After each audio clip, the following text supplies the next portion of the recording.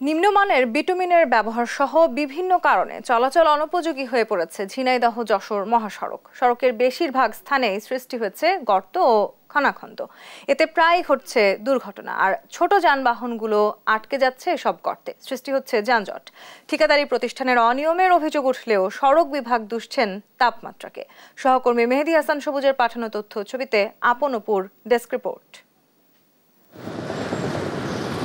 ঝিনাইদহ যশোর মহাসড়কের বিষয়খালী এলাকা।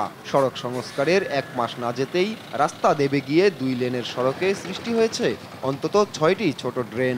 দেখে যেন মনে হবে কোনো রেলপথ।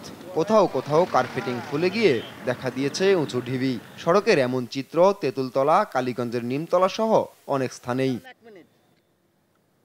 সড়কের এমন অবস্থার কারণে প্রায় ঘটছে দুর্ঘটনা, আর ছোট যানবাহনগুলো রাস্তার গর্তে আটকে গিয়ে সৃষ্টি করছে যানজট। ফলে চরম দুর্ভোগে এই সড়কে চলাচলকারীরা। তাদের অভিযোগ, ঠিকাদারি প্রতিষ্ঠানের অনিয়মের কারণেই এমন বেহাল অবস্থা। সড়কটি পুনরায় সংস্কারের দাবি তাদের। রাস্তাতে একদম তো অচল হয়ে যাচ্ছে।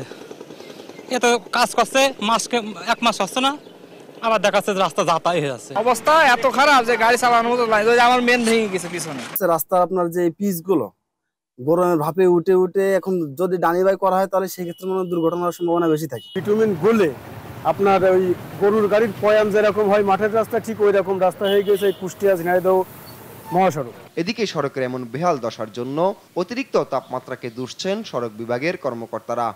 ওয়েদার যে টেম্পারেচার থাকে তার থেকেও তখন দেখা যায় যে ব্ল্যাক টপ হওয়ার কারণে এখানে ওয়েদারটা টেম্পারেচারটা বেশি হয়ে যায়। 60-70 সব জায়গায় আমাদের ব্যবহার করা হয়। তো 60-70 যে টেম্পারেচার থাকে তার থেকেই এটা আরো বেশি টেম্পারেচার গ্রো করার কারণে এরকমটা হচ্ছে। সড়ক বিভাগের তথ্য মতে প্রায় 16,49,00,000 টাকা বাজেটে 2020-21 অর্থ বছরে শুরু হওয়া এই সংস্কার প্রকল্প শেষ হয় গত 10 April. Masud hi tech engineering limited JV ও হাসান টেকনোলজি বিল্ডার্স নামের 2টি ঠিকাদারি প্রতিষ্ঠান এই সংস্কার কাজের দায়িত্ব পায়। News desk, Desh TV.